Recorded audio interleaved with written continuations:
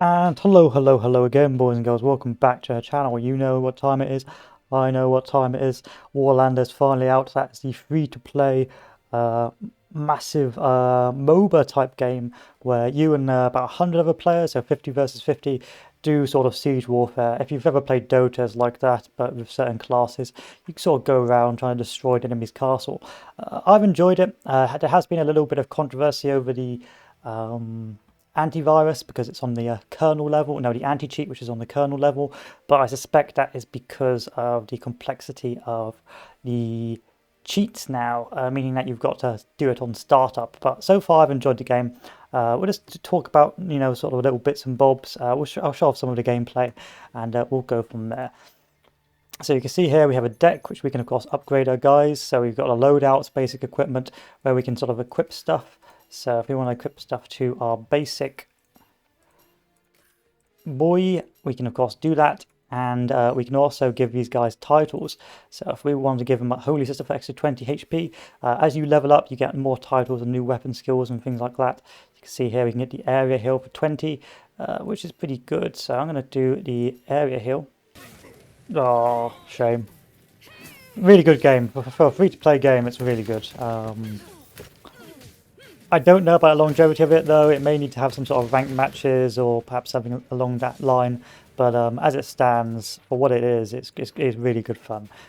Maybe a few more classes, but it's just... You do feel like certain classes do have a certain value, and each class is quite unique in how they play. And with clerics being the sort of supporting class and warriors being the sort of frontline troop and that did sort of damage dealers, and your wizards, your delicate squishy boys, and your aerial denial. There is a certain level of tactics, but because it's sort of playing mostly with randoms, it generally feels like sort of a hive mind tactics. So you just go with the blob and hope and hope the blob goes with you. But you feel like you can have an impact in a battle. Like right now, I'm having an impact just by keeping that soldier going. If I keep that soldier going, then the battle keeps going, and I have the potential to sort of turn the momentum in my favour. It does feel like a bit of a slogging match in terms of how the fighting goes, where clerics are generally there to keep the battle going for as long as possible, and mages are there to sort of get off your free hits. And whoever sort of controls the momentum of the slog generally wins. No, but altogether, it's been for what it is. I mean, it's a free-to-play game, for Christ's sake. I mean, there has been some conspiracy theories about the, how do I put it, the... Ooh, I just got my self handed to me. About the easy anti-cheat or the anti-cheat.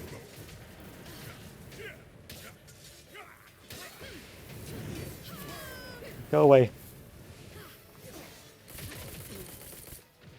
But altogether, I mean, it's fun. It's fun. I would highly recommend this bad boy. Ow! Definitely a good game. It's only to play. I mean, it's quite demanding on the machine, but at least on my 2080. But I really can't. I mean, I don't know if it'll be pay to win. It does appear that there is sort of a consumables sort of shop, and there is of course an in-game currency, but we won't know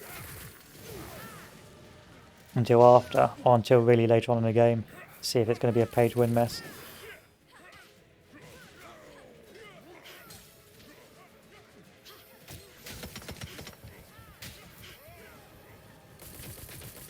Now's the time to... I was going to say now's the time to run away, but I guess not. So there is a sense of permanent progression. So how they've done it is each character can level up, and when you level up, you can unlock stronger skills and stronger weapons, which you can buy in the shop as well with in-game currency. But with an in-game currency, you can earn as well. But how they sort of stop the power creep is depending on the power level of that character. It will depend on how many points you need before you can spawn it. So if I have a really high level, high geared character, there'll be a limitation on first cooldown when I can use it and how much points it will take me to deploy such a character. So this character I've got here, it will take me about a couple hundred points before I can deploy it. And if it dies, then of course I've got to wait for the respawn and use more points to unlock it. And that's using their title system. So as the game progresses, there will of course be stronger characters, but at the start of the game, everyone has sort of like your budget character, which you then grind up to get your stronger characters out. Of course, there are certain abilities that are a bit stronger than others right now. That lightning is one of them. That's an area denied nightmare. And things such as this, I suspect, will also be quite powerful. But it's still too early to know exactly the extent of how OP certain characters or builds will be. I've felt sometimes the wizards were a bit OP with their sort of aerial denial spam, but when you do get it close to wizards, they're just there to get bullied. And at the same time, I felt sometimes that warriors are quite difficult to deal with, but again, you can pretty much bully a warrior with another warrior, and your clerics just are so important in terms of keeping the battle going. I don't think that should have been a fail or a draw, but I wouldn't mind to see some sort of mobs as well. Some mobs would be cool to have a look at. So you see, I've unlocked my new title. That means I can put more good equipment on this guy at the cost of having to grind him up to deploy the next, or grind a match before I can deploy him. So I go to my characters, go to my warrior, go to my talents. Oh no, go to my title. I can give him this title here, which will be a level 2 title. It gives me plus 40 HP, but now it's going to cost me more money to deploy him, or it gives me a cooldown of 200 seconds, whereas if I had picked the Squire, it's a cooldown of 120 seconds. Which will be interesting in terms of the balance, whether or not that's a good idea or not. But I think for what it is, it's not too bad. Let's go Warrior Killer, 5% damage. Good. That's a pretty strong deck, I think. Now, if I go back over to these guys, select a Squire. So I've got a Knight, I've got a Squire, and now I've got a normal Warrior, which means I should be able to level up these characters and have sort of a deck. So I'll initially deploy my average Warrior, he'll grind up, I'll be able to deploy my Squire, then he'll grind up, then I'll be able to just deploy my Warrior, and then my Clerics can, of course, just do the healing. We'll do one more final game. Altogether, I think it's a really good game. I don't really care too much about the Sentry anti-cheat complaint. Yeah, it's effectively MOBA rules, but instead of fighting mobs to grind up, you get points from helping in the match, like building up the sort of building up defenses, healing people, and then those points will allow you to deploy better characters, but better characters have a higher cooldown. So you could, of course, have a really good character, like decked out with the best kit, but then, of course, if he gets knocked down, then obviously you won't be able to use him for like 2 or 5 minutes.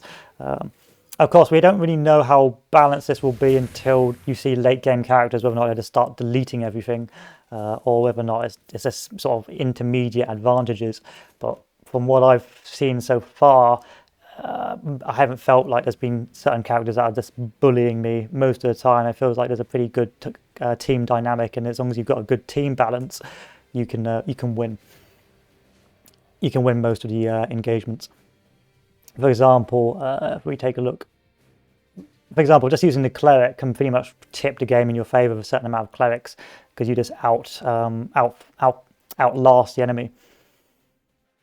But at the same time, a load of wizards can just dominate the ground and just spam lightning and block you. And then a load of warriors can just walk through you. So there is a certain synergy. I would like to see, say, a rogue class or something that does sort of high crits but is very squishy with a dodge mechanic. But we will have to see about that. I suppose it'll be very hard to add new roles. And I was quite interested to see how this will develop, because a lot of these games, they need a sort of competitive edge to sort of last. And of course, with 40 versus 40, most of the time you're not going to see a 40 versus 40 competitive teams. Maybe the 20 versus 20 matches you will see competition, but I don't know if they'll be able to pull off a competitive sort of community based off a 40 versus 40. Perhaps if they did sort of ranked 40 versus 40 and they created a ranked system and then it was just a bit sort of YOLO, then maybe they'd pull it off. But a 40 versus 40 MOBA is going to be a bit difficult to rank people on that. unless you get try-hard clans that's come together, and then the try-hard clans would stomp on the randoms. I did not add my warrior to my deck, so see I can't deploy these guys because they cost too much, 1,200, 500, 1,200, so I got to deploy my normal cleric. I don't know if I was defending or not. No worries, highly recommend it. It's just a bit demanding. I mean, it is free to play. It depends if you're paranoid about the anti-cheat, because apparently the anti-cheat is on the kernel level, but I think they have to now with the way cheat engines work. Also, with this amount of work that's gone to a game, it seems like a lot of work to be a hack or to be malicious software. So I'll have to raise an eyebrow about that. I mean, if there is malicious software, then it's quite impressive in malicious software. So I don't think it's going to be that bad. Yeah, and I think it's good. I think it's a pretty good game. It's got a lot of promise. They've got the 20 versus 20 coming out soon, or releasing soon. We'll see how well that plays out. Hopefully that maybe is what brings that competitive edge to it. But I've never really played for competitive, really.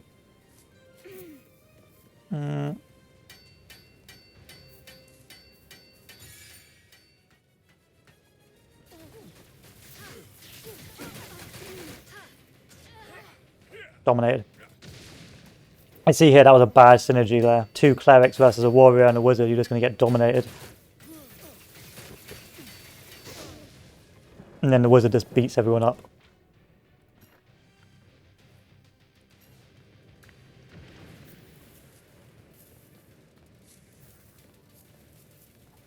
That bloody lightning spell. That lightning spell needs nerfing. It's just too powerful. It needs a longer build up.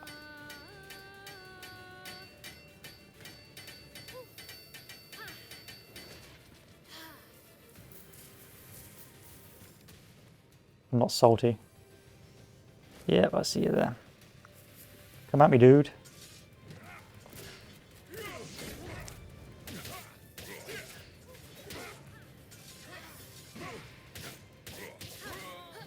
And the combat isn't too bad. I wouldn't mind some more. I wouldn't mind dodging as a combat mechanic, but 1 versus 1 has got some complex. Yeah, lightning is pretty OP, especially if you've got like 2 or 3 wizards spamming it. There's not a lot you can do against that, against a lightning weapon of mass destruction. You get like 2 or 3 wizards spamming it, and it just deletes everything on the map.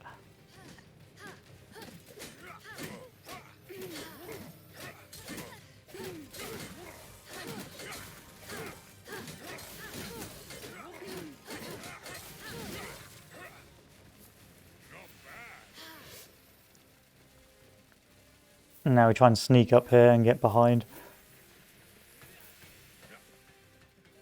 There's several ways of getting into the fort. If you use I think it's called a cataclysm, you can like destroy all the walls using cataclysms.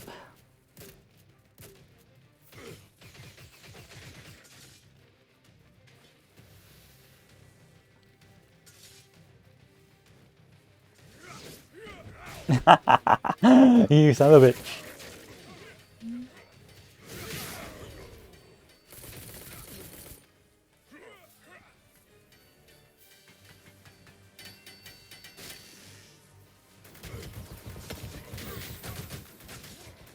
I can't get up here.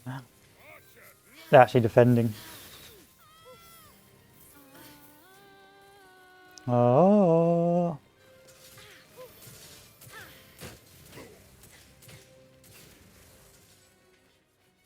Oh.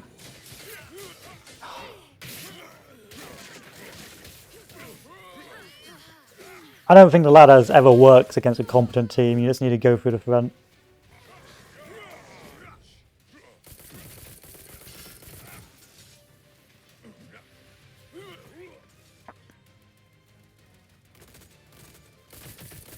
Run. Oh wow, good work. I didn't think that was a thing you're going to do.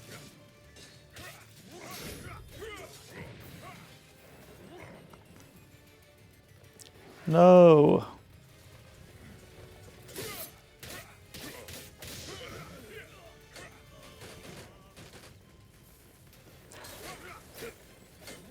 I think the problem with ladders is that you're so vulnerable and it's easy to counter. So unless the players, and because on the top right you can see on the map where the enemy players are, unless you're completely not paying attention or don't care, you are always going to get spotted, and someone's always going to be on the top to meet you.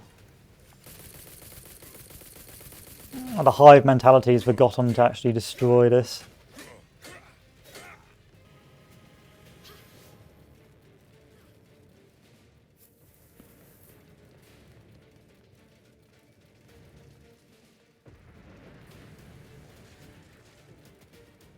There's no point doing that.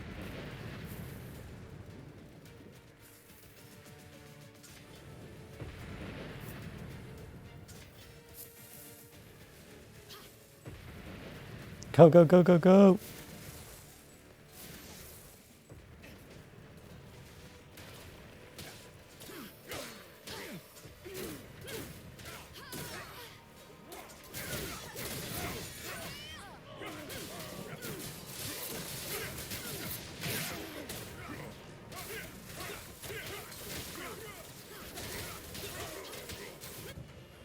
Did we win? Was it a draw?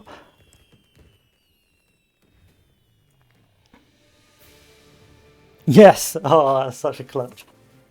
Alright, we're done. We're done for the day, boys. Really fun. Really enjoyed it. I recommend giving it a go. It's a really fun game. There's some there are especially some moments of endorphins where you do knock out a load of guys with one hit, or you do heal and keep the battle going and let one warrior solo 3 warriors. There's a great deal of what do you call it, pressure and in certain parts, and if you've got a pretty balanced team it can be really fun. At the same time it can be some frustrating on some maps where you've got to sort of break through the enemy's defenses, and that final fort can be very difficult to break through because of course those 4 ladders making it very difficult unless you just charge through the middle or just slowly overwhelm the enemy. It's a fun game. I would recommend definitely giving it a go if your system can run it, and enjoy. Really good fun. If you enjoy MOBAs, you'll enjoy this. If you enjoy large-scale combat, you'll enjoy this. If you enjoy the sort of holy trinity of warrior, healer, and sort of wizard or DPS, and you'll enjoy this as well. If you don't enjoy not being able to solo, then if you don't enjoy not being able to solo, then I wouldn't recommend it. If you don't enjoy the sort of chaos and sometimes occasionally randomly dying, or sometimes having a team which you cannot save, then I wouldn't recommend it. But if you just want a bit of casual fun and maybe the potential for ranked, and give it a go. Potential for ranked, as I said, it may have had potential, but with a 40 versus 40 it'd be very difficult to introduce a ranked sort of match system, because of course the issue being that players will either get dumped on by clans or will simply it's difficult to have a 44 versus 40 ranked 15 5 10 15, or 40 player ranked. Maybe in future they will play around with certain modes to make sort of a ranked system, but the thing I struggle with is of course long term what will keep players around, and it will be the competitive base that will keep it around, but how you introduce that is going to be very difficult. I still really enjoy the game. I highly recommend giving it a go, because it's free, and I've seen a lot worse games that weren't free, if you know what I mean. Anyway, boys and girls, that's me done for the day.